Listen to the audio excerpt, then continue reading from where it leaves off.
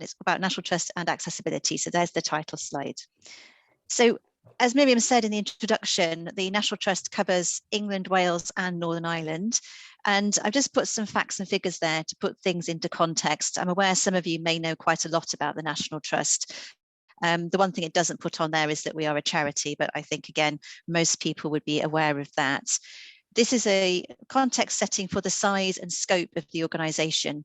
So over 780 miles of coastline, 250,000 hectares of land, 500 historic houses, castles, parks and gardens, a huge wealth and variety of spaces and places for people to get in, look around, get inside and investigate. We're also an accommodation provider. So we have, I think it's probably now over 500 holiday cottages and other places where people can come and stay away and have longer breaks in our places. And I know my second speaker, Charles, is really going to talk very much about accommodation and adaptation. So I'm going to learn a lot, I'm sure, about things we can improve from him. Nearly 1 million works of art. We have lots of collections. And what's exciting at the moment in the topic of accessibility is we're starting to explore those collections for their relevance to disability, history and heritage and societal change. So I'm really looking forward to what that is. A brief and small project at the moment, but I'm looking forward to what that tells us and how we can expand that line of work as well in accessibility. And then just the last point is the size of the support that we have. So a significant number of staff and volunteers. We've just been through and I continue to go through such a difficult time with the pandemic and staff shortage and staff change, but we still have a good number of people working with us to help us continue and drive forward our work. And then for some pictures and representations, just to bring the diversity of the places I've just talked about a little bit more to life. I've got 3 images here. One of Corfe Castle in Dorset, so a castle on a hill, which shows very clearly the challenges that we have in terms of accessibility for some of our places. They were not designed to be accessible, but now we have to work through those challenges and make sure that they are. In the middle, we have Suter Lighthouse up in the northeast. So again, thinking about a small building, not really designed to get many people up to the top to see the views. So we have to think carefully about how we make that possible in different ways. And then Batalac Coast in Cornwall, another very rugged landscape this time. How do we get people along that fantastic coastal path to really enjoy and take in those breathtaking views and wonderful peace and quiet that the coast can offer? Great work going on in the southwest to enable that. And then a few more just traditional, in a way, types of places that perhaps might be more familiar for what the Trust does to a lot of you. We are trying to do a lot more with our outdoor places, but here are a few indoor spaces that we care for. So on the left is a Grade 1 listed mansion, Benningborough Hall up in Yorkshire, which now has a lift to one side of the building, which we were able to install with some careful planning. I'll talk a little bit about that later on if we get time. And just to make sure that we could get people in and around the whole of that property and its fantastic collection. The main entrance is stepped and it was proving difficult to find a way around those steps until we did some further investigation into the architectural design of the property and found a different type of solution. To the right-hand side is Little Morton Hall, an example of another building, a Tudor style building in Cheshire. This one is very intricate, small and twisty and turny inside, so an even greater challenge to create physical access to. And also, you can't see it so well in the photograph, but a cobbled courtyard. So we are often challenged by the nature of the surfaces outside our places, as much as how we think about the opportunities of improving access once you get inside our places. And Little Morton presents a range of wonderful thoughts, challenges for us all to work our way around to improve accessibility. And then in the middle at the bottom, another example of the types of variety that we have, perhaps not so pertinent to visitor accessibility, but this is Wharfdale Farm, again up in Yorkshire, an example of one of our many hundreds of tenanted places. And across the farmland, there will be some public access, public rights of way, and also some footpaths that we try and make as accessible as possible. So just a few images just to show you the range and types of places that we have and a few examples of some of the things that we need to look into as we start to become much more accessible. And the approach to access, Miriam talked about everyone welcome in the introduction, but we have been working on this topic for a long time.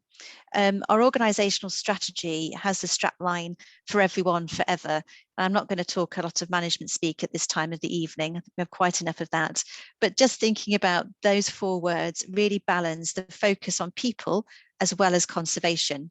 And that's something that's always been important to the Trust, but something that perhaps hasn't always been apparent about the way that we are looking at things with regards to accessibility for disabled people. We really want to make sure that everyone knows how important this is to us. There is the compliance and legal framework, but it's much more about what we want to be as an organisation and how we want to connect with people and how we want to make sure that we are putting in place the changes and the developments that people want us to do to really increase that access in a meaningful and dignified way, which is why I'm excited to hear the sorts of things that you've got to say at the end of this talk. We used to say forever for everyone, but we've swapped this round recently just to be really clear that we do focus on people as much as conservation, but we do have to maintain the credibility, the architectural integrity of the buildings that we care for. There are lots of permissions that mean we have to do that, but we also want to make sure that everyone is seeing the wonderful architecture, say the word, the wonderful landscape that we have so that everyone gets that equal experience. And then on to everyone welcome. This is an organisational wide commitment to become more inclusive and welcoming in all that we do. And this was set up just before the pandemic. And the pandemic gave us a moment of pause, amongst many other things, to actually think about how we could refocus the programme to do it even more effectively than we'd set off doing in 2017. And this piece of work came about really as a realisation that we needed to do more and to do more quickly, and also to focus on a broader diversity of people that we wanted to welcome. So I'm talking today very much about disability and accessibility, but everyone welcome covers a much broader picture and also takes account of the fact that people come along with lots of different identities. So we wanted to make sure that we're really focusing the organisation to welcome people as they wanted to be welcomed and to all of our places. So there's a lot of background work that's gone into setting this up, a lot of different type of resourcing, and we've put the programme around 3 key areas. So the first one is people. So this is about what is our culture? How do we communicate with each other? What do we know about our staff? So by people here, we mean staff and volunteers, I should say. How are we providing support to make sure that we are as inclusive as possible in our welcome, in our support network for our staff? How are we providing opportunities for our staff and volunteers to talk with each other, amongst each other? And what are we doing crucially for disabled people who are part of our workforce at the moment? And how can we become more welcoming to encourage more disabled people to want to work for us or volunteer with us in the future? There's a lot of work there around cultural change and confidence, training, awareness raising, looking at the support mechanisms we have in place and setting up networks. So as one of the things that I do at the Trust is act as co-chair of our workability network, which brings together as many disabled staff as want to come together to talk about challenges that they're facing in the workplace and positive experiences and how they can share that. So we really want to be clear that we're thinking about our own people as much as our visitors, and then how our own people can really support our visitors to have a much better experience and to understand how to improve accessibility. The supporters one is a bit more about how we communicate with each other, how we communicate with our supporters, our members, our visitors, how we're thinking about telling everybody about the work that we're doing in terms of accessibility. So sessions like this are very valuable in that context. How we're getting feedback, again, how we're actually learning more from people that come to visit us or people that don't feel that they can at the moment. What can we do better and differently? How can we present ourselves? How can we change? How can we work collaboratively and in partnership to affect that change that we need to make to really be everyone welcome? And then our final piece are places, and this is the focus on the actual structural and physical changes and is the main element of the talk for the rest of this session. What can we do to actually enable access? What systems do we have in place? How can we make it as straightforward perhaps as possible for our staff and our volunteers? Often our staff and volunteers want to do amazing work. They want to do as much as possible, but it can become that they just don't know where to start. What can be the processes we use to enable them to feel confident to put something in place and then feel confident to get the response back when visitors come forward? And how can we set up those structures so that we have an ongoing dialogue and discussion with people to continually make improvements? Often it can be seen that we've done this particular intervention, it might be a ramp, it might be an induction loop, or we've put that provision in place now and that's it. You know, we've actually found a solution.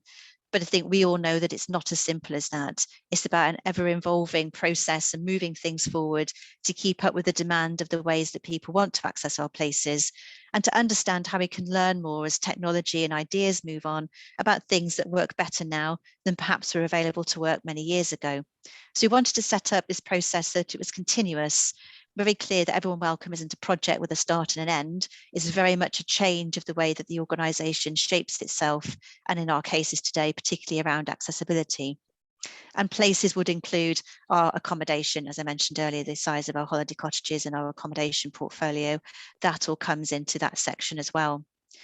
So the process is all encompassing of all that we do. We've tried to make it as simple for our teams to understand as possible, to encourage action and delivery, and also, as I say, to provide those opportunities for people to get involved and share their ideas with us, and for us to have the mechanisms to respond to that. It's perhaps more exciting when you're actually doing it than when I'm talking about it off of slides, but we can always have much more ongoing discussions about what this really looks like. So in terms of accessibility and the approach that we're taking, this particular slide gives another bit of background. I will get back to pictures in a minute. There's a little picture here of a wonderful assistance dog, a hearing dog, at one of our reception areas. But we wanted, as I say, to make things as simple for our staff and our volunteers to understand as possible. And we have a long history of access auditing and finding out where all the barriers to accessibility are at our places and what we can do to remove those barriers and make the experience more welcoming. But what we didn't have such a fantastic history of doing was actually putting those actions into place, because we weren't seeing it as significant enough across the organisation. Yes, it was very important, but where was the actual impetus to move our places forward at pace? So we spent a lot of time through the development of Everyone Welcome looking at how we could improve, as I say. And we took all of our audit recommendations. We took all the comments we were getting from disabled people, the experience that I have from sessions like this and from conversations, discussions over many years with disability groups, always wanting to see things done better and challenging, and also providing great support, as everyone does in terms of when we were getting things right, to develop a series of standards, which we just termed bronze, silver and gold. It could be good, better, best, as some organisations use, but really trying to find how can we make a really good start, build some confidence, face into those things that are absolute deal breakers for a visit. How could we then look beyond that to some aspects largely of interpretation and discussion and the heritage development that I talked about earlier, that connection with disability heritage? And then how could we move on to the big ticket items that might take a little bit longer to plan, but are equally as essential as the bronze elements are for a really good quality visit? We had to look at how we could phase in the work over a period of time so that we could actually have this sequential progression of a journey through accessibility, but make sure that we got on with some work quickly and made some faster progress than we've been making to date. So we built the framework in that way, and with clear links to guidance and to expertise to help our properties to understand how to put the particular elements of the standards into place. And I am currently building standards for all our activities in that second bullet point. So the current standards I'm talking about today are very much around visitor attractions and the visit experience, literally. There's a set in draft for our holiday accommodation. We're looking at our events, our opportunities of play and experiences of not necessarily just playground areas, but play as an entity across the organisation, our office spaces, all sorts of different things to help our people move things forward much more quickly. And as I say, bronze are our basic and minimum standards, the quicker and cheaper things to achieve. And we've also set ourselves a deadline to reach these by 2023, which is clearly not very far away, probably not by January the 1st, 2023, but certainly into that year. As many places as possible, getting down and doing those bronze standards content. And I'll talk a little bit about what that encompasses in a moment. We had to find a way of making sure our places could do that and increase our funding. So we committed funding to creating progress, a significant amount of money. Last year, we spent over £2 million on improving accessibility. This year, we anticipate spending at least that. And we're hoping to keep that level of investment going for a number of years so they really make good, clear, demonstrable change across all of our spaces and places. And the crucial bit, as I've said in other contexts, is that we are delivering all of this in collaboration with disabled people. So as I say, sessions like today are going to be fantastic help. We're also working in partnership with other organisations such as the Alzheimer's Society, RNIB, so thinking about dementia awareness, becoming more dementia friendly, thinking about provisions for people with different levels of sight.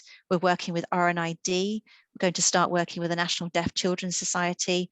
And we're also connecting in with an organisation called Lexic, who specialise in the area of neurodiversity. And I know Miriam and Emma and I have already talked about having a further conversation around the work that all of you do as well in your experiences. So we're building that connection in terms of how we understand what we need to do and also how we do it and do it really, really well. And then just for the second half of the session, just looking at some examples of things we've done and ways in which we've met some of those standards already.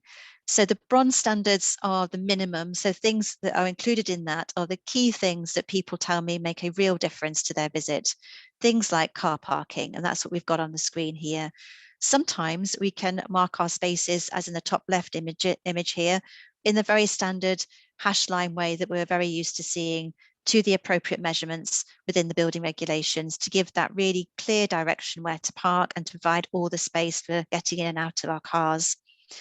In some of our places, our surfaces aren't as easy for us to mark in that way, so we have to find other means of doing so to make sure that people are still given the space to get in and out of cars. So in the bottom right, it's a countryside car park. This is Tarn House in the Lake District, where we've taken a different approach and put in, it's not so easy to see on this photograph, it's a few years old now, I'll have to go and take another one, I think, when there's not so much shade around, a log that is just coming out to the end of the wheel on the car. That is my car, so I'm allowed to have that picture there, just so that we can make sure there's no trip hazard, but also people know very clearly where to park. The likelihood of us getting permission to improve the surface of that car park too much is unlikely. Therefore, we have to think about how can we be creative with the situation that we've got. So we come up with these different solutions, but we're still solving that basic need of being able to park carefully and being able to get out and start off your visit. Something else that often comes up for us is connected to parking, and that is where the car parks are in relation to the main areas of the property that people want to get to. So we then have to think about moving people from one place to another. Sometimes we can put in place some closer parking again, or offer solutions such as drop-off points, but they're not appropriate for everybody, as we know. So we have our transfer vehicles, two examples here, one of an enclosed vehicle at the top, which also has a ramp inside, which you can't quite see so clearly in the photograph, but the two middle doors of that vehicle will open and a ramp will come out of there to enable people to enter the vehicle in their own wheelchairs. And the similar sort of process in the open-sided vehicle at the bottom right. We have some vehicles that have tail lifts as well. Properties make the choice about what suits their terrain and what suits their volunteers who are doing all the driving. But we are moving to making sure that all our new purchases of our vehicles are accessible so that people don't need to transfer. Some people are happy to move straight from the car park straight up to the property, but we're trying to provide that range of options to give people the choice that they want to make for their visit. Something else that we're thinking about much more is our interpretation. I'll just pause there for a moment because this moves into the second part of our standards, but the other elements of the bronze standard that we've put in that are becoming fundamental and most often commented on in our visit are toilet facilities. So improving our accessible toilets, making sure that they meet the design specifications that they're required to. And I'm very aware that a number of ours don't at the moment, which is why we wanted to put it in as one of the first things that people faced into doing as they thought about improving their accessibility. Path surfacing, we'll come up with an example of that in a moment, but that was another one of our basic solutions. Induction loops at all of our tills. That was in one of the previous images. There was an image there of an induction loop in the picture with the hearing dog, making sure that that's available in all of our places of key communication.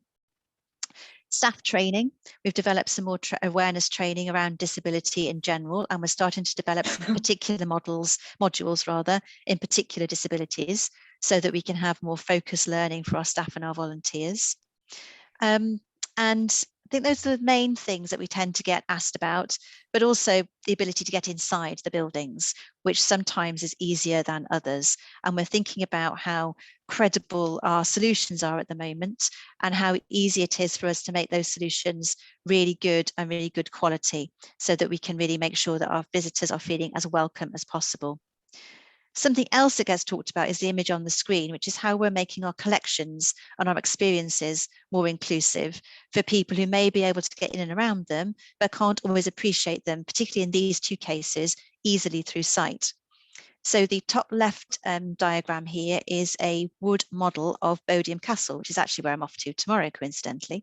You can see two sets of hands, which are costumed interpreters, and then a young man actually feeling his way around the model to understand the space that he's about to go into.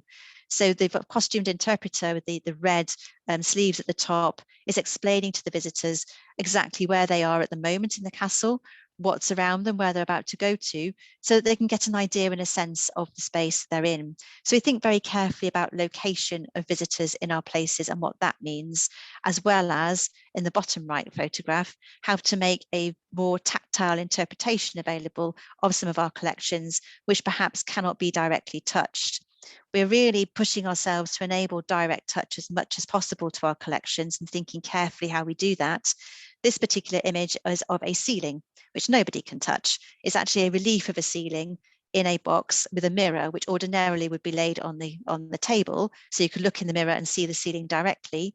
But in the box is an element of the ceiling design made actually out of hardened icing sugar by an artist. And this was a project that was done collaboratively with people with learning disabilities, who really said what they wanted to see out of the visit at Speak Hall in Liverpool. And the artist worked with them to create a heritage trail around the site. And this is one example of the elements of the trail in one of the rooms, and a visitor there understanding what's actually above her head. So we think very carefully about different ways in which we can bring the places to life in terms of accessibility. I talked about surfaces as being part of the bronze standard, and here are some examples of ways that we try and combat some of the challenges we have with some of our surfacing. These are ways in which we don't change the surface itself, but that we work with that sometimes historic surface before we think about ways in which we can change it. So we have in this image two ways at the top left and the middle around dealing with gravel. So we have a process of holding the gravel in place with mesh at the top left. And it'd be interesting to know how successful people find that.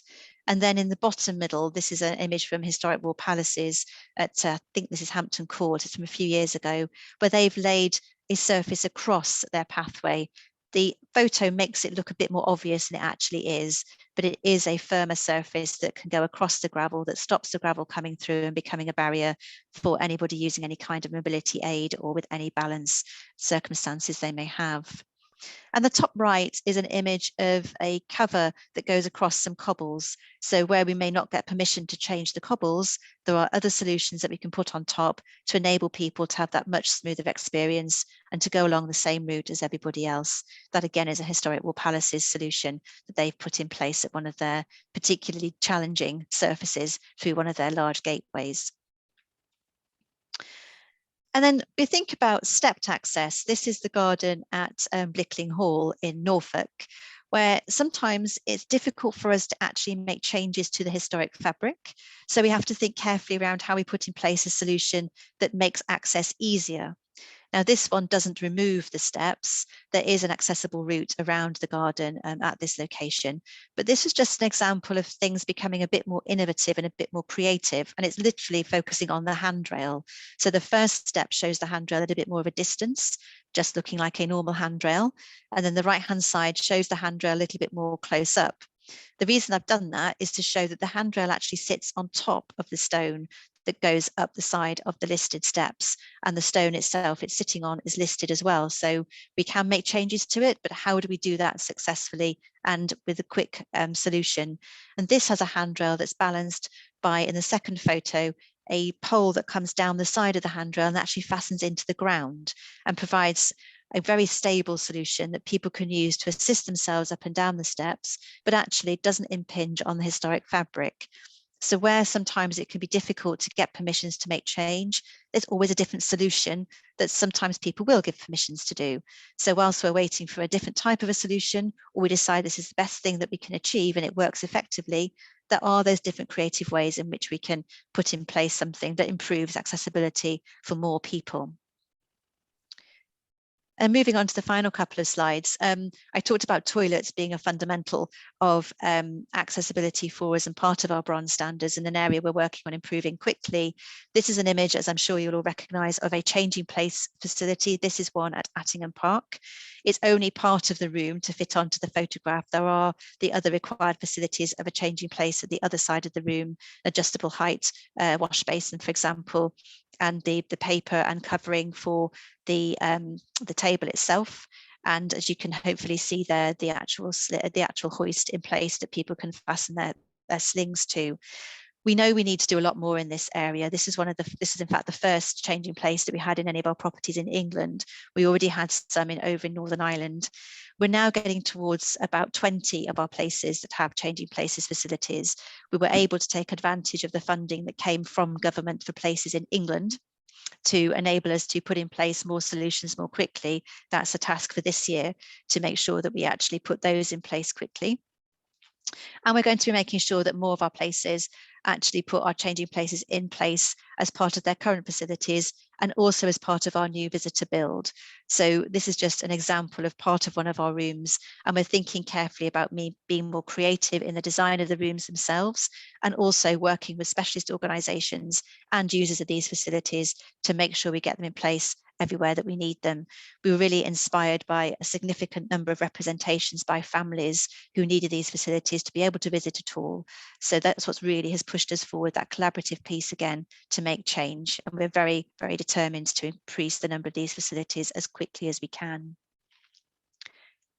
And then a final slide, I think, or maybe the penultimate slide, just thinking about other solutions and things that we get asked about at our places, enabling more independent access by putting in place more bits of equipment that support people to get around our places more easily.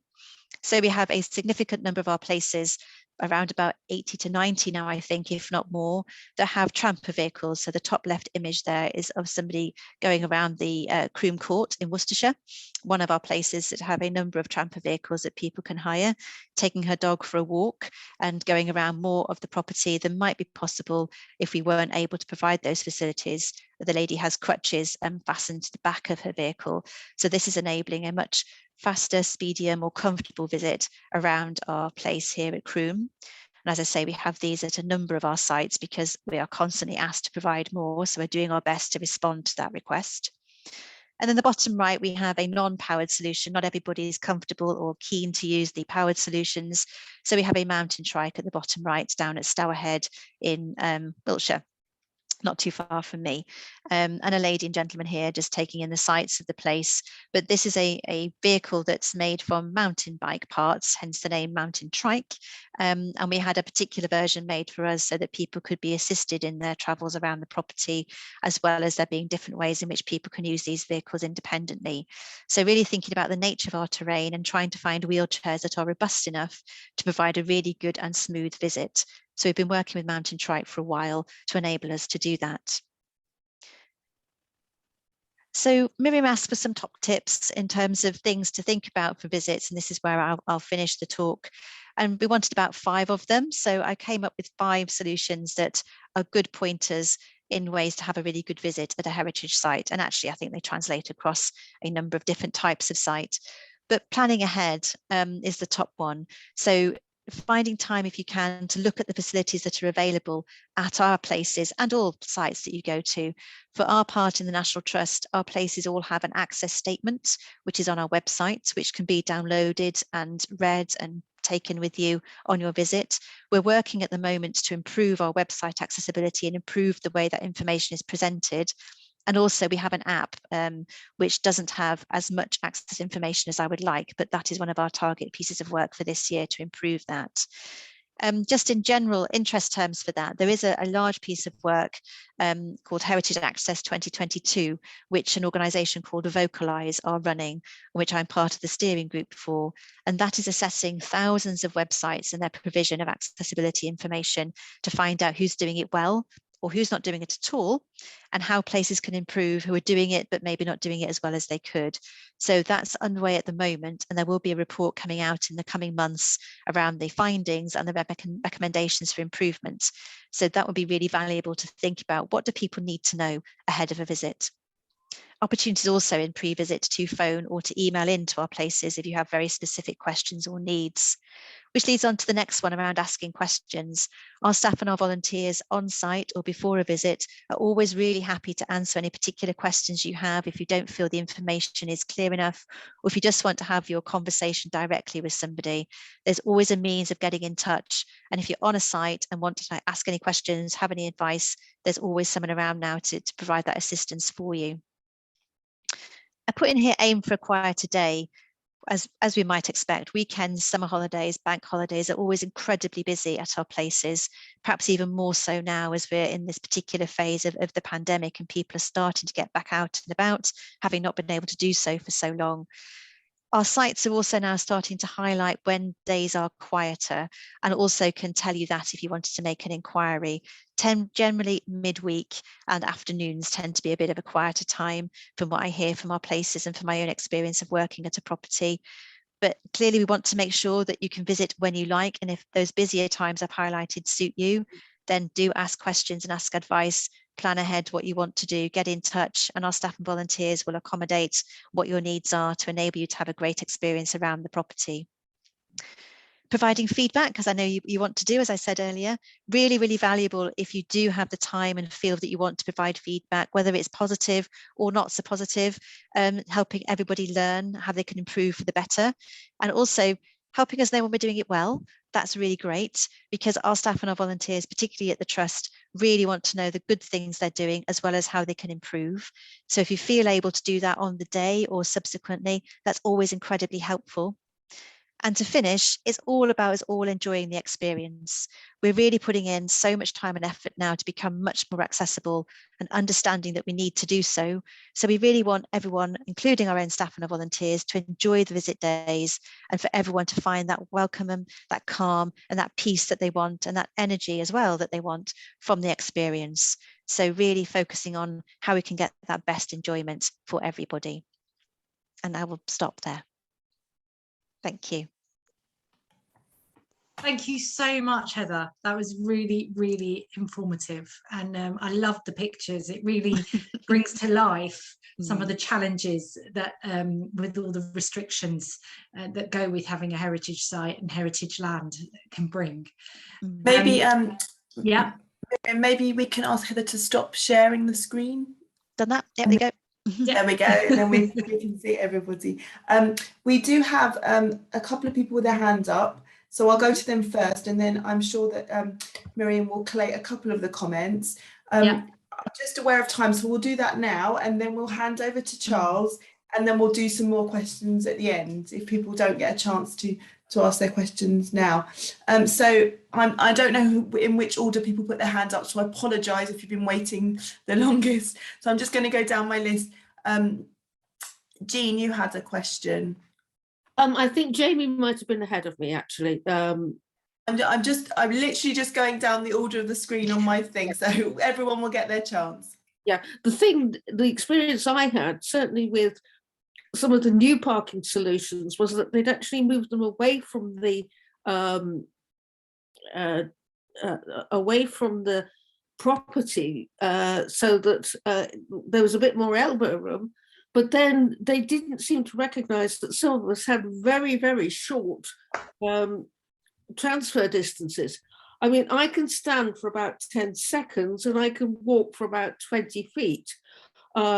Yes, I do use a wheelchair, but the transfer vehicle that day wasn't in action because the staff that were trained to use it weren't on duty. Oh goodness, I'm sorry about that, Jean. That's not a great experience, is it? But that's really valuable to know, and thank you for sharing that. Yeah, we have moved the car parking in many of our places a distance away from the features, as you say, more elbow room, and to minimize the conflict of cars and people. But we need to make sure our solutions to enable access are in place every day, and I'm very sorry that that wasn't the case for you. We need to get more people trained at property to drive the vehicles. In that case, there's always somebody available, don't we?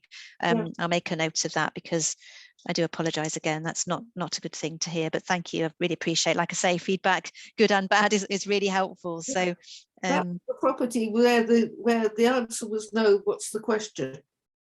Oh right. Oh dear. Oh, no, that's no good at all either.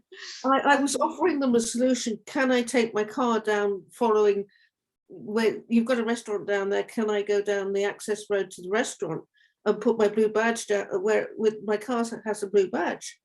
No, that wasn't possible. You know, no, it not. And the other one was, well, can the driver go down and bring the car back? I'm the driver. Oh God, yeah. Oh dear. I didn't match any of their preconceived ideas of what a disabled person looked like. Right. Okay. That's another clear training point then, isn't it? And also a flexibility of situation and understanding. Okay. Thank you. I'm really sorry again, that was your experience though. Yeah. We need to make it better next time, don't we? So we do. Especially since I'd made a special journey because they've got a photography experience day that I wanted to participate in. Oh no. Oh goodness. Oh, I'm sorry. Then that is something else for our event planning, isn't it? As well as general day visit planning. Okay, thank you for that. I've made a note of that, and I can follow that up in general with some of our general welcome training. Just to think about being more flexible. Thank you for that. Yeah. You're on mute, Emma. Sorry, that was my dog. I didn't want you to hear that. Hi, Jamie. I'm now coming to you. Hi, Emma.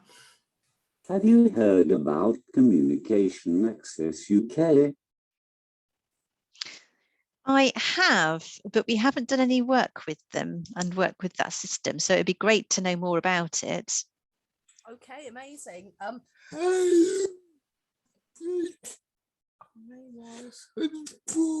So Jamie's involved with the Communication Access UK. Okay. Basically, I mean, you might have heard, but just for anyone else's benefit, it's an initiative. I'm going to read this off the website so I don't make any mistakes. Okay, thank you. Even though I do know, it's an initiative developed in partnership by some charities and organisations that share a vision to improve the lives of people with communication difficulties. So Jamie uses a communication device, his speech is unclear, people have all sorts of difficulties. So it's led by the Royal College of Speech and Language Therapists and Communication Matters charity inspired the work. And there's all sorts of other charities like Stroke Association, Disability Rights UK, etc. involved. There's a symbol, which I don't know. Oh, I can see. Yes, thank you. Yes. There's the symbol. So basically, there's some free training. It's completely free. And it's 2 hours. I don't know whether it can be live anymore. I know it's definitely online, but it can be an in-person training as well. Okay. And your representatives to do the training and then pass it on to the rest of your staff. It's very simple, but it's really clear. And once you've done that, you can actually display the symbol on all your paperwork in your windows. Brilliant. The businesses and services play parts of the NHS of getting it, and tourism. Okay. What, Jamie? If you want. Jamie's saying, and you're welcome to.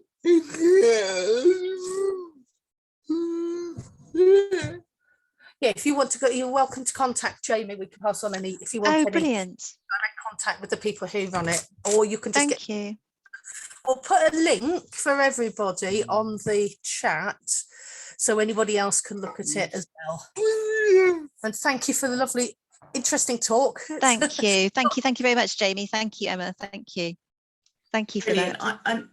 I'm gonna move on to Sarah, and then we're gonna go with Dean, and then we're gonna move on, and you can ask the rest of your questions at the end, just so we can get everybody in. Hi, Sarah. Hiya. Hi, Sarah. What I want to know is, I use the ceiling track hoist, and is there a site where each building has different facilities, so you can have a look online and you can say, well, does that have that facility and that facility? I mean, do each building on the website tell you? How would I know if that building has ceiling track hoist for the toilet, or what happens? Okay. Thank you. Yes, there is a process we have where properties are completing access statements. So if on our website, if you wanted to go to a particular place, you could go to that place's page, and then there's we're improving how easy it is to find this. So I can always share this with Miriam and Emma in writing afterwards, because it's probably quite a lot of do this, do that, which is one of the reasons we want to improve it. But each site has an access statement, which is on the property page. And in that statement, it will tell you what the facilities are and whether it has a toilet with a ceiling track hoist. So there is information available at the moment. And we have around about, we're coming up 15 or so places at the moment, and we will have more than that with the money from the government for our changing places toilets, which will have the ceiling track hoist. So if it's helpful, I could share with Miriam and Emma a list of where we have them at the moment to save you a lot of searching. And then yeah, that would be great. Okay, Do that. I'll do that. No problem, Sarah. We will definitely advertise that. Thanks, Sarah. I'm gonna go to Dean now. Dean, I'm just gonna try and find you. There we go. Oh, you've disappeared on me, Dean. Yeah. Yeah, there we go. Hello. Hello, Dean. Okay, you got me now. Yeah. Yeah. Okay. Yeah, I just wanted to make a point, and then I wanted to ask a question, as well as what I've put in the chart. Okay. I think it's important, and I know I might be echoing what people may have already said, but it's important for the National Trust for all of the staff. Doesn't matter what their job is to have disability training, disability awareness training, because it's because it's so important that you don't have to be expert. It's not asking people to be experts on disability, but it's just that there's that awareness, and generally you would have an idea at the end point of knowing what to do and how to help a disabled person. The other thing is, my question was, in terms of membership of the National Trust, what do you get for your membership? What is it that the membership includes, and particularly for disabled people? Okay. Thank you for the comment about training. Absolutely agree with you on that. It's not just about some of our staff, it's about all of our staff and our volunteers, absolutely. And I think the volunteers as well. Yeah, I forgot about the volunteers. 50,000 volunteers, wow. Yeah, it's a lot. It's a lot. They do a range of roles for us, but a lot of them do work at property, so they are having that interaction with visitors, absolutely. And then on the membership, we're looking at our membership at the moment.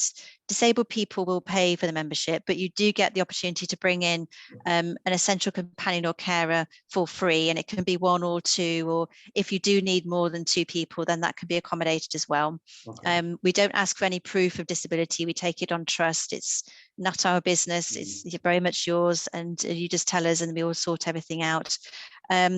we have updated our joining online pages, I believe, to make it easier to go through that process and know that you can get that companion or carer free.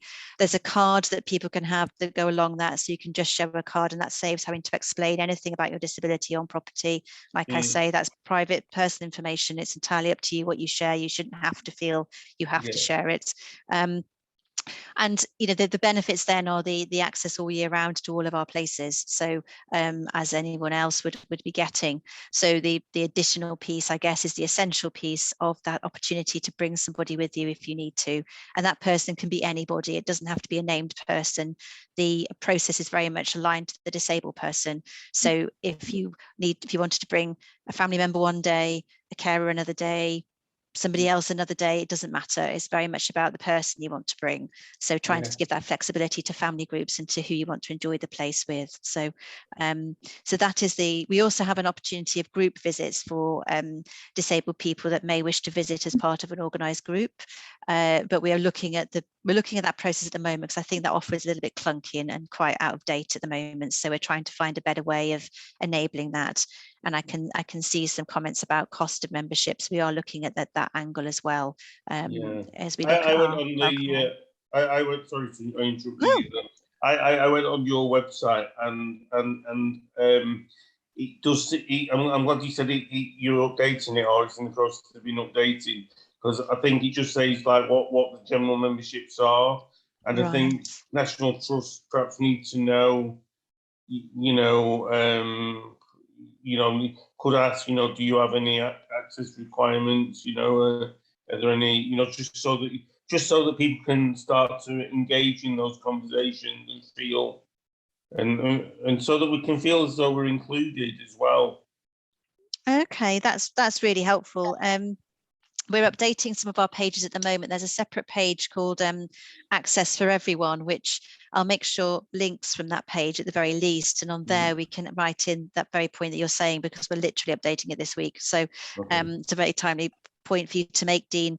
As you say, that making that more obvious that we want to have that dialogue and conversation. Absolutely. I think that's a really important point. So I will add that in to that text. Thank you. Okay, thank you very much. That was brilliant. Fantastic. Thank you so much, and thank you for all your questions. And Miriam and I will be looking at the other questions, to make sure that we get them to Heather as well, and that hopefully at the end she'll have time to answer some more. There's some lovely comments about how open and accessible that you're trying to make the National Trust. So thank you very much, Heather. I'm going to hand over back to Miriam to introduce our next speaker. Amazing. Thank you so much. I'm going to introduce Charles Van Berkel, who very excitedly is joining us from the site that he's actually going to be speaking about. And I'm rapidly, because it was all prepared before we came on, rapidly trying to find the bit that we want to show at the beginning of his talk. So if you like, I can just do a very quick intro whilst you find it. Sorry, you Miriam, do that then, Charles. I'm going to hand over to you, the co-founder of Ablestay, and Dad to Kit. Off you go. Okay. Thank you very much. So, hi everybody. I'd just like to say a big thank you to Miriam and Emma for inviting me along to talk about our journey and our story, but also to Heather for her presentation. I think she has an incredibly difficult job. And especially when you look at the breadth of what the National Trust covers and how they are trying to make it accessible for all. So, I really take my hat off to her for the work that she and the National Trust are doing. It doesn't happen overnight. We understand that as a family, but the fact that they recognise the issues that individuals and families live with and are trying to do something about it is fantastic. A very short introduction as to why I'm here. I'm Charles. I'm married to Jo, who I think is also joining the presentation tonight, and we are parents to Kit and Oliver. Kit is 13 years old, very shortly to be 14, has quad CP and is an AAC user. And so we have 14 years of lived experience of somebody that has quite a complex physical disability, and all of that entails of living with that as a parent, and the challenges that we face as a family. What I'm going to start with is Miriam is going to show a short video that we put together as part of a crowdfunding campaign. I'm not asking you guys for any money, but it gives you a good understanding of how we started our journey. Miriam, over to you. Hello, I'm Charles. And I'm Jo. We're co-founders of Ablestay. We are also parents to our beautiful son Kit, who has Can you large screen it? Complex physical disabilities, and these people require a greater degree of physical support within vulnerable communities. And currently, they're limited to very few, and there are Oh dear. centres around the UK. This affects disabled people and their families in that they frankly are not able to travel because of the need for accessible bedrooms, accessible bathrooms. We might be having some tech issues there. Yeah.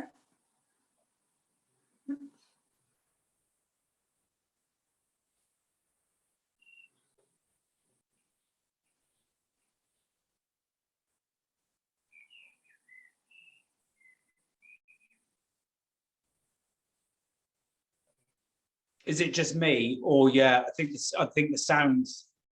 Sadly, I think the it's not coming across very well, which is a real shame.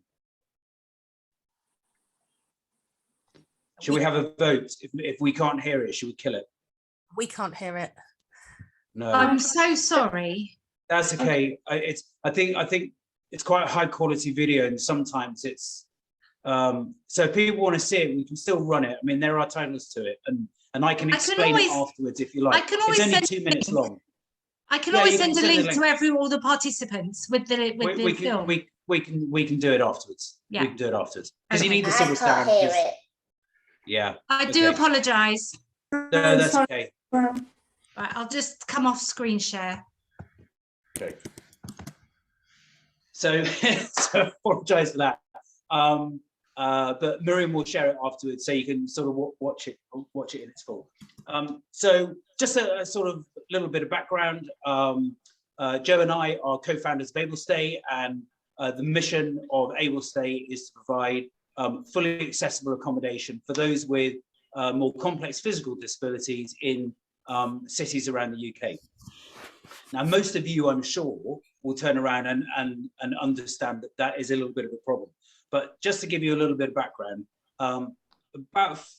probably about 10 years ago now, Jo set up a Facebook page called Accessible Holidays and Day Trips. And there may be some of you here who are on her Facebook page. Jamie, I've seen the thumbs up, fantastic. And Jo set it up as a forum for families like ours to be able to share experiences of places that they've been to or wanted to go to, and was it a good experience, was it a poor experience, how you can make it a better experience. And for a number of years, she had about 500 or 600 people on the page. She did a bit of a marketing push about 2.5 years ago, and the page currently has 19,000 members. And the great thing about that is that they are 19,000 qualified members. So they're either a parent, they're a person living with a disability themselves, or they are a carer or other health professional. So people who have lived experience of a physical disability.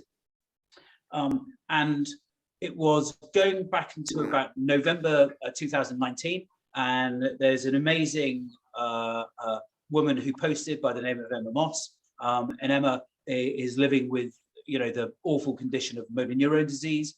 And Emma posted, does anybody know where we can go and stay as a family in London? I need a ceiling hoist, I need a profiling bed, I need a changing table, ideally I need a bath, I need proper toileting facilities, need level access throughout where we're going to stay, and I need rooms for me, hubby, carer and kids.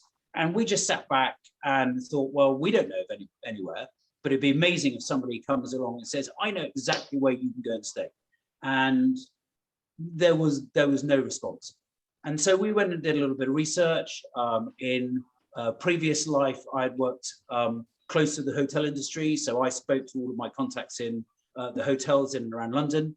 And we also contacted an amazing individual, Shrin Madapali, who again Shrin has SMA, full-time wheelchair user, and he's the head of accessibility at Airbnb. And I went and spoke to Shrin. He'd recently come back from Los Angeles. He'd let his flat out, and having let his fully accessible flat out in London, he was having to stay outside London because there was nowhere inside London for him to stay. And he said Airbnb has nothing on its books. So we sat down, and it was just before Christmas, and we were talking about this issue and all the difficulties we have bringing kit to London, and said, well, if there's nothing out there and nobody else is doing anything about it, we're going to do something about it. And that is where the story of Ablestay was born. And one of the key things around this is, and this goes back to Heather's amazing or very good presentation around the National Trust, is that a day trip to a National Trust property is fantastic.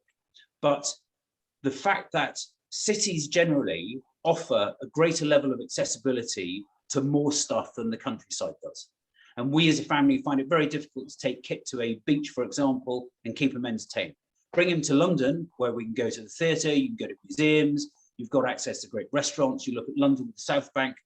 Cities are amazingly accessible places, but they're only accessible to those who live in the city. If you live outside and you've got nowhere to stay, then you have no benefit of what that city has to offer. And this is one of the key things about why we thought it was important to start with providing a accessible property for those with complex physical disabilities to have the opportunity to come to London and enjoy what the city has to offer. So we started out on our little journey. I actually we live in Harrogate in North Yorkshire, so it's not as if we're next door to London.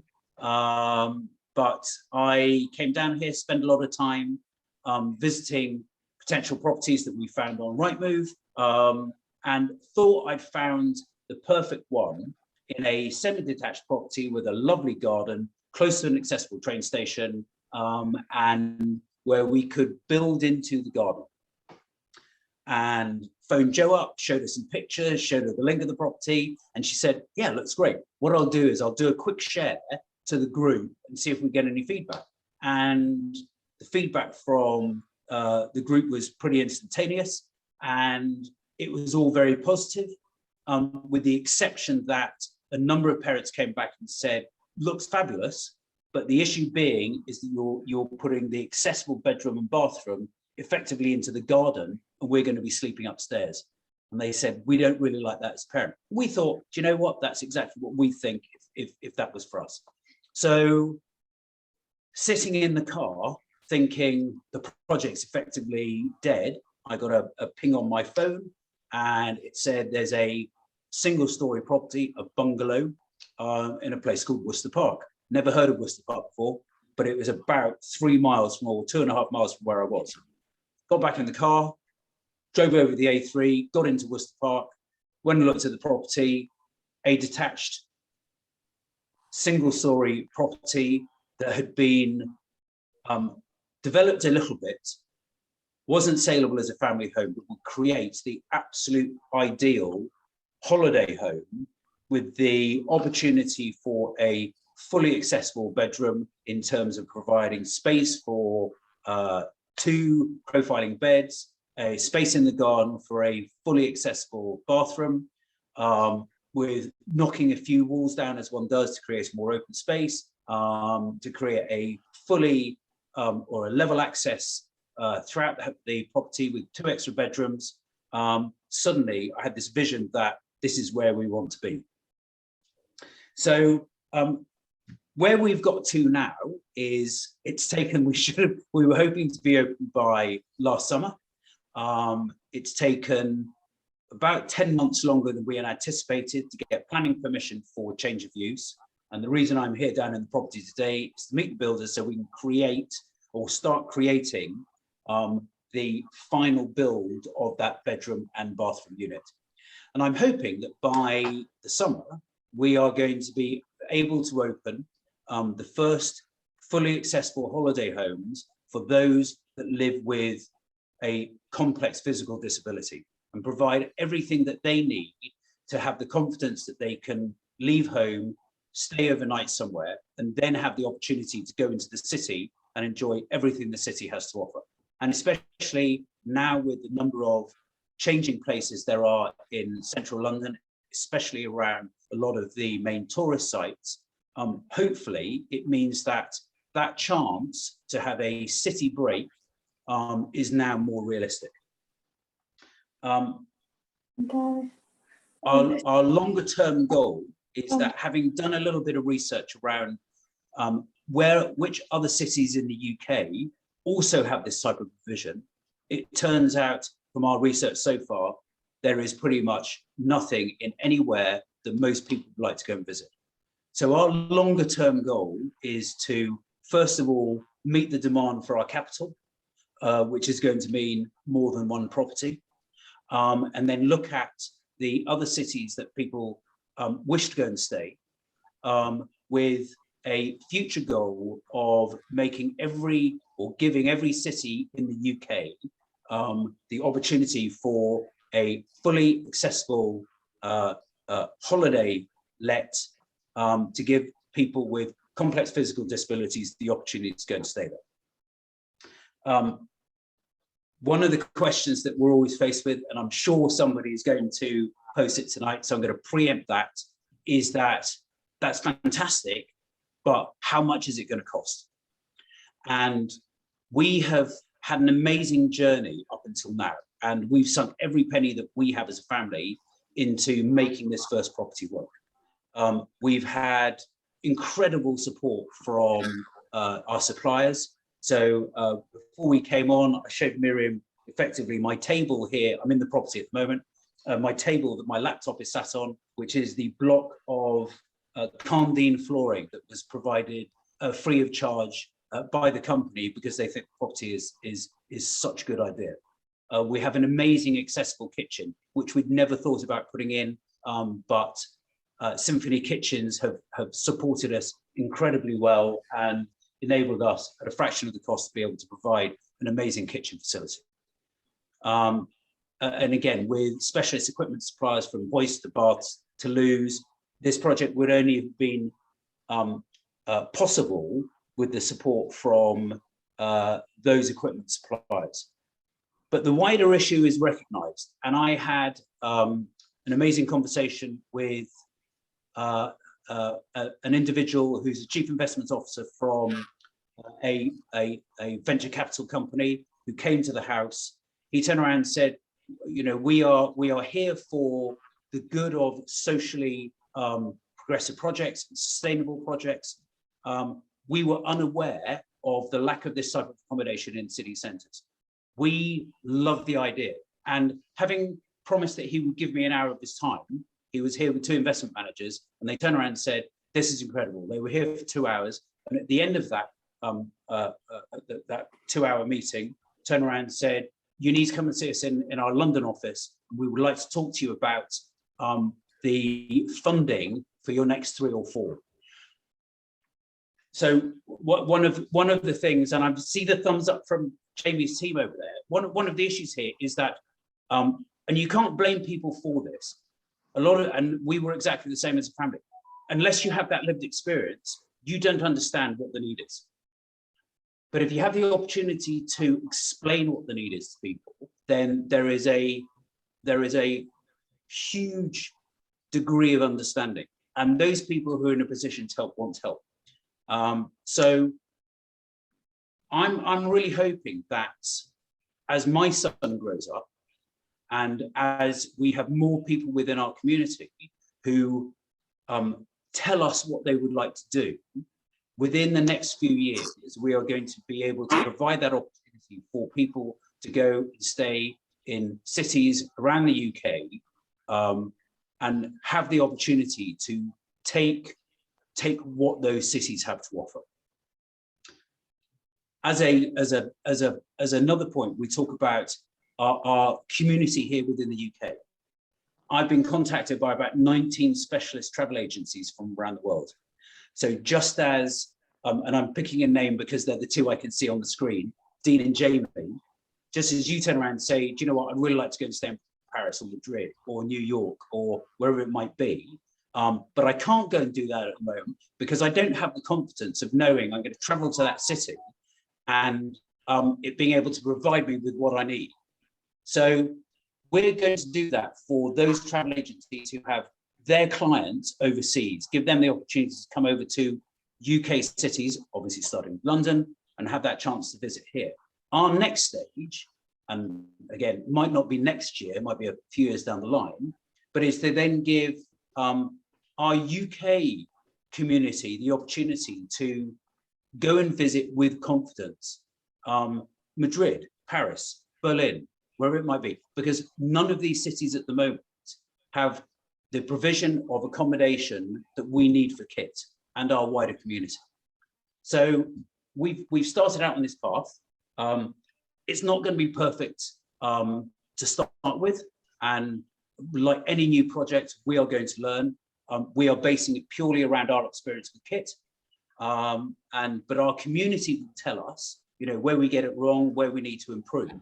But what it does mean that as we develop with the next property and the next property and the next property after that, hopefully in the long term, we will be able to provide for those people with more complex physical disabilities that opportunity to leave home with the confidence of knowing that they're going to go and stay somewhere.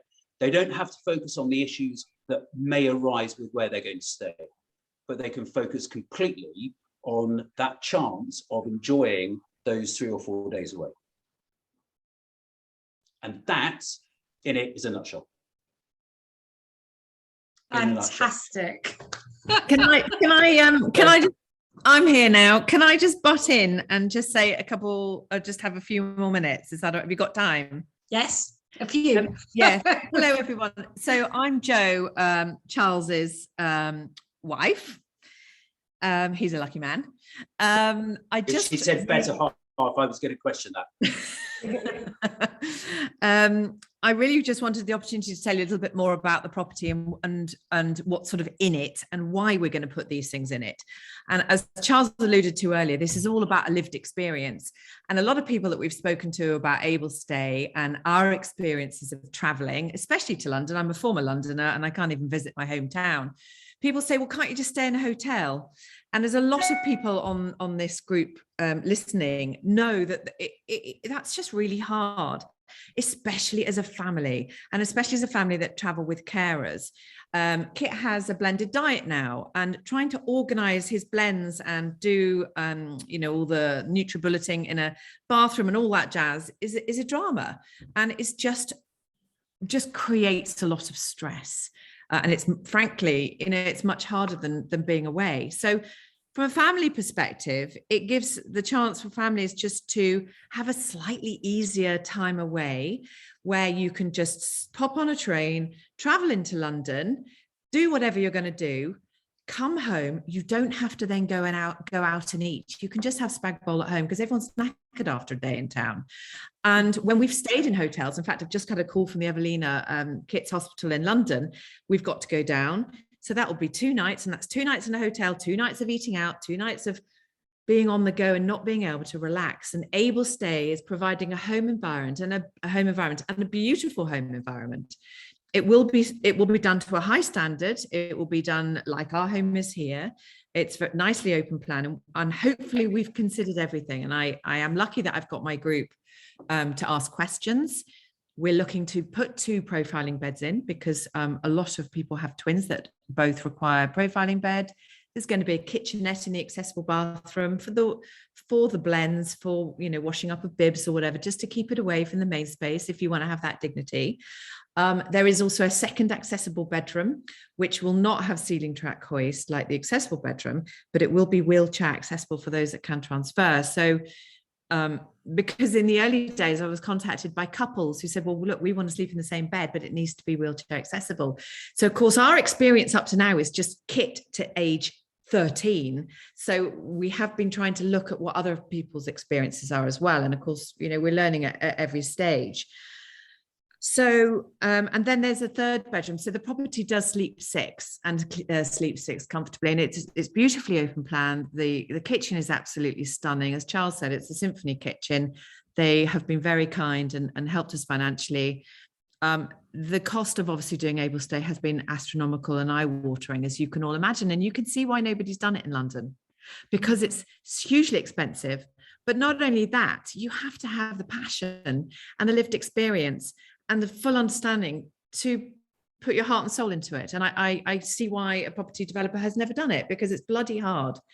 But we're prepared to go that extra mile to make it work for everybody. Listen, if it works for our family, it's going to work for other families and other people. And additionally, we're running out of time, dear.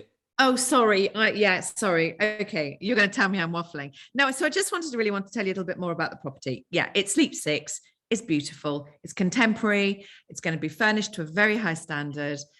It will meet need for pretty much everybody who has a physical disability, and that's what I'm excited about. So I'll stop talking now. So thank you. Jo, can I ask you, what's your ETA date for opening?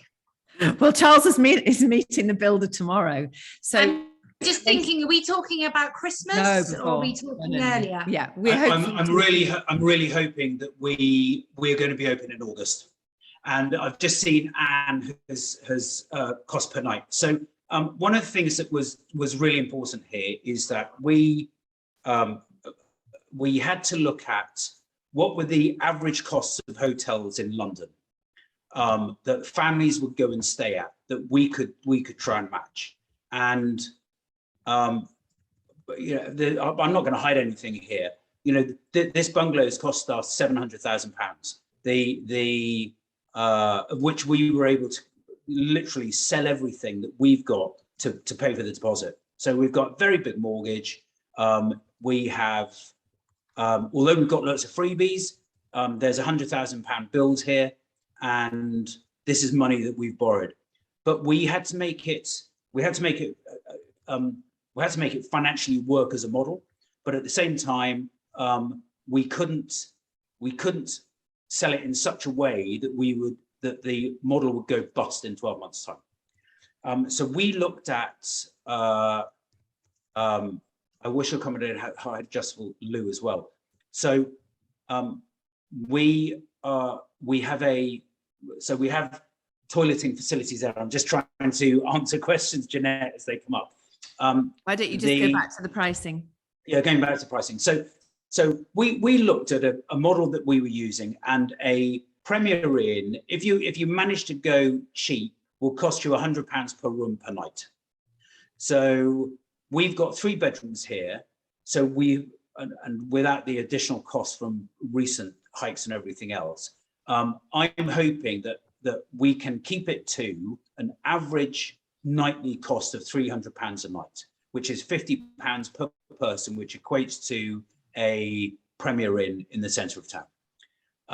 Now, we also understand that £300 a night for people, if you want to go as an individual, is expensive.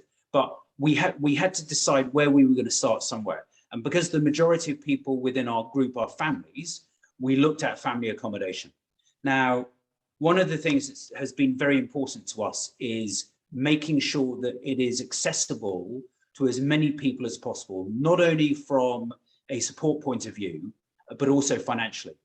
The next stage of fundraising is that, which we seem to be reasonably good at, is I'm going to go out to my London contacts, and all of their businesses provide money into charities to tick a CSR box. You know, that's what they do. But they will literally have their accounts department pay money to a charity so they can tick the box. And of course, it's very tax efficient for them. What I want to be able to do is say, that's fine, great. You don't see any return for that money. Give us £1,000. And £1,000 is going to pay for a family's 3-day stay here. And you are going to see a realistic, a tangible return for the money you spend. And the responses we've had so far from those people that we've approached to say, would you do this, has been really positive. And just to sort of add to that, so we had I've had an amazing conversation with Merlin Entertainments over the last 18 months or so. So they've also agreed that they're going to provide a family ticket to all of their London venues, a one-day family ticket. It's worth about, depending again on season, it's worth about £280 that they're going to give for free for every family that come here. The next thing I'm trying to do is, we're literally a 10-minute walk from Worcester Park Station. I'm working with South West Trains at the moment because I'm hoping that South West Trains are going to give us a season ticket for the property, which basically means that every family that comes and stays can use the train ticket and take their family group from the house into London or in central London and back for free. So, you know, we're working really hard to make it financially accessible as possible for everybody. And, you know, there are going to be those people who turn around and say, well, there is only me and a carer, or me and another member. It's too expensive for us. And I understand that. And the next thing we hope to do is to be able to find another property in Worcester Park, because it's a great place, is to find another property that would provide that opportunity for a couple and a carer to go, or an individual and a carer to come and stay, which obviously would be good. How far is the transport to London from where you are? So the great thing is literally the house is about a 400-metre walk. It takes about 12 minutes when we walk Kit down in his chair. And the train is a fully accessible train station, and it's 25 minutes straight into Waterloo. And you're then straight on the South Bank. So, you know, it's hopefully as accessible as it can be for the centre of town. It sounds amazing, and I'm so excited to hear when it's finally going to be ready for everyone. Can I just do one question? I'm really aware of time, and what I'm going to suggest is that anyone who didn't have their questions answered by Heather, I'm going to email Heather with the questions, and I would ask if anyone could do the same for Charles and Joe. So I'm just having a look who's got their hands up. I think Dean. We've got Sarah and Dean. Yeah. Dean, do you want to ask a question? Yeah, I just want to say, Charles and Joe. I was looking for you there. Yeah, looking for you. You disappeared. And Joe, thank you, Joe. Yeah, just wanted to say, do you know what? I think it's an excellent business, you know, because that's what you're doing. It's an investment, and it's brilliant. It will be brilliant. But I'm just thinking from a bit, and I'm not a businessman, but I'm just thinking, you know, you seem to have thought of everything, basically. That's what I'm saying. And I know it's going to. Is there a question, Dean? Sorry. Is there a question, or was it just no? It's just congratulations on a fantastic project. Comment, but I know there's a cost to it, but I can understand why there's a cost to it. And the other thing, well, you know, we're comment. Yeah. No, thank you very much indeed for that, Dean. I do appreciate it. You know, one of the other things is where we've been. So we set ourselves up as a charity, and that was very important, so that we Ablestay is perceived to be in the right place for the right reasons. And as a charity, we want to do the best for our community. Ablestay. So I'm just gonna say, and I'm then going to hand over to Sarah for the last question. You've got lots and lots of comments. I'm really happy to share the chat with you, Joe and Charles. Everyone's saying that you're awesome and they really like the project, and everyone wishing you the best of luck, which I think summarises a lot of the comments. And then I'm going to hand over to Sarah just to do the final question. You're on mute, Sarah. After that build up, Sarah. Yeah. Right, first of all, about transport. I mean, would you put on accessible transport? Like a lot of taxis, some, as we previously said before, won't take electric wheelchairs. Well, you know, to get to the train station, how far is it from the train station to centre of London? And I think, could you put that in your package on what taxis are available, what companies that will take electric wheelchairs, because a lot of taxis won't take electric wheelchairs because of breakage of the ramps and bad backs, and you know what, we have a lot of problems in finding taxis that will take electric wheelchairs. Yeah, we discussed it at a previous meeting, didn't we, Sarah? It's a really big issue for people. So Sarah, interestingly, you see more now of the new LDV taxis, which are the new big hybrid London taxis. They will take a power wheelchair. So if you could put that in your website, you know, when you it is on there, Sarah. It's on there, Sarah. And also Uber Access. Now, we don't have experience of using Uber Access, and as soon as we're able to take Kit to Ablestay, you know, before it's finished, it's something that I want to trial, because wheelchair accessible taxis is something that comes up, and in fact it came up on my group today.